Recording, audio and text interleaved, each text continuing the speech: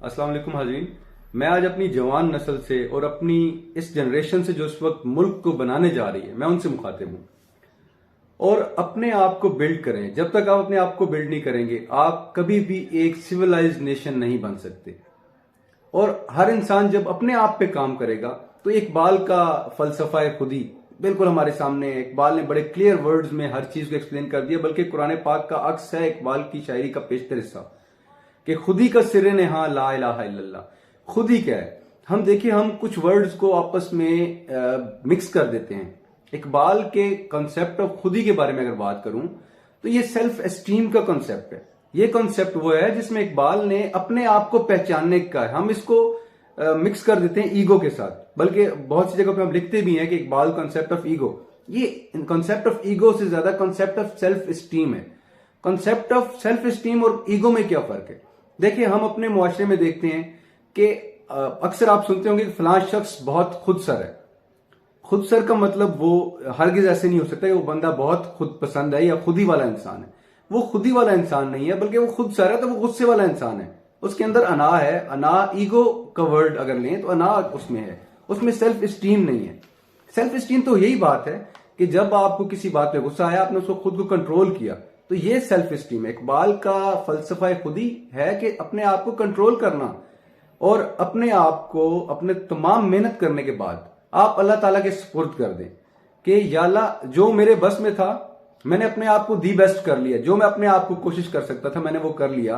अब अल्लाह ताला पे वो छोड़ दे कि मेरा बन्ना तूने पार लगाना है, मेरी कश्ती तूने पार लगानी है।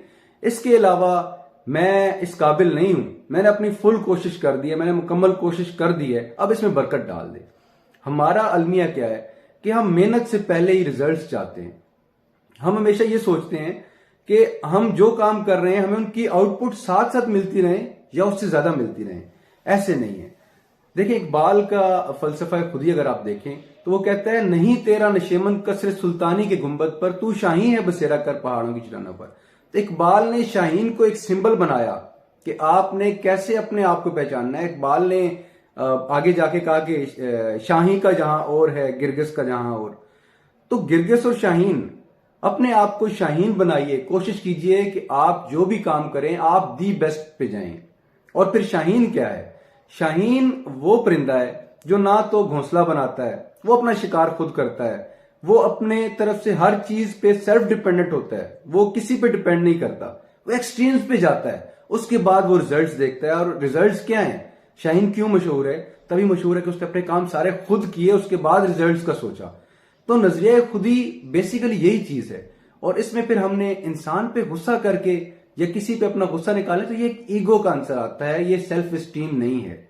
खुदारा इस चीज को पहचाने, सेल्फ स्टीम और ईगो में फर्क जानिए। अब आप किसी पे भी जब गुस्सा करते हैं, एक अल्लाह ताला ने इंसान को पैदा क्यों किया?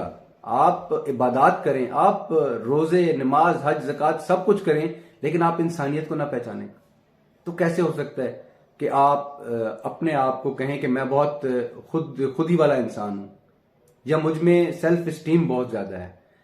तो अल्लाह ताला ने कहा है, मैं तो सेल्फ स्टीम पे मुझे वो एक शेर याद आता है कि इंसान को पैदा किस लिए किया गया? कि दर्द दिल के वास्ते पैदा किया इंसान को, वरना तात के लिए कुछ कम न थे कर रोगियां। देखिए, फरिश्ते अल्लाह ताला की इताअत करने के लिए बहुत हैं। इंसान जितनी मर्जी इबादत कर ले, फरिश्ते जब से उनकी तख्लीक हुई है वो तब से इताअत करते हैं रब की, और वो क़यामत तक इताअत करते रहेंगे। इंसान अपनी जिंदगी में लग़ज़िशों का शिकार हो जाता है, कोताहियों का शिकार हो जाता है, सुस्ती का शिकार हो जाता है, लेकिन फिर भी इंसान को फरिश्ते से ऊंचा मकाम दे दिया गया, सिर्फ इसलिए कि ये इसने अपने आप पे खुद मेहनत करनी है। इसके अंदर कोई सिस्टम सेट नहीं किया गया, इसको चॉइस दे दी गई। तो नजरिया खुदी के लिए अगर हम जाएंगे तो कुरान पाक में फरमाया गया है कि, तो कहा गया है कि मन अरफा नफ्सहू फकद अरफा रब्बा, कि जिसने खुद को पहचाना उसने खुदा को पहचाना। तो खुदी में कहीं तकब्बुर का आंसर, कहीं इसमें ईगो का आंसर नहीं आता। इसमें अपने आप को पहचानना और फिर अल्लाह ताला के सुपुर्द कर देना कि हमने मेहनत कर दी, या अल्लाह जो हम कर सकते थे इंसानियत के लिए या अपनी जात के लिए हमने वो कर दिया, हमें अब इसके रिजल्ट्स तू दे, तू दाता है, तू मौला है, तू दे सकता है। और अल्लाह ताला पे जब आप ये चीजें छोड़ देंगे तो यकीन माने कि हम बहसीयत इंसान अच्छे इंसान बनेंगे, और हम इन तमाम इंसान जब इकट्ठे होंगे, हमारी ये यंग जनरेशन की पैगाम है, जब हम इकट्ठे हो जाएंगे तो एक बहुत अच्छी कौम बनेगी। मैं आपको बता सकता हूं कि वो कहा जाता है कि अपने मन में डूब कर पा जा सुरागे जिंदगी, तू अगर मेरा नहीं बनता न बन अपना तो बन। तो अल्लाह ताला ने कह दिया है कि ए इंसान, तू अपने लिए कुछ कर, जिंदगी का सुराग अपने अंदर ढूंढ, अपने अंदर से ढूंढ। तो रब तो हमारी शायरत से ज्यादा करीब है, हम अल्लाह ताला को अपने अंदर ढूंढ सकते हैं। अल्लाह ताला की खुदाई और अल्लाह ताला हर चीज में मौजूद है, हमने जस्ट पहचानना है और अपने अंदर वो क्वालिटीज पैदा करनी है, अपने अंदर मेहनत, लगन और हमने कोशिश के साथ अपने अंदर वो चेंजेस लानी है कि हम सब अफराद मिलके ना, अफराद के हाथों में अक़वाम की तकदीर, हर फर्द है मिल्लत के मुकद्दर का सितारा।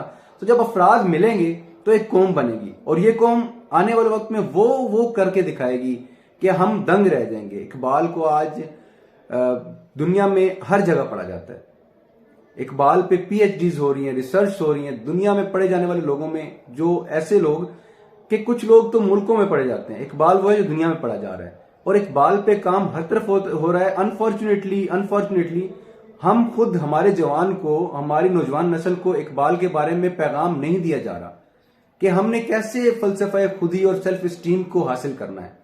तो कोशिश ये करें कि अपनी मेहनत करें, लगन करें, अपने आप को पहचानें, अपने अंदर छुपे हुए हिडन टैलेंट्स को पहचानें, और वो सब कुछ पहचानें कि जिससे आप तरक्की कर सकें, जिससे आप मुआशरे में कुछ कर सकें।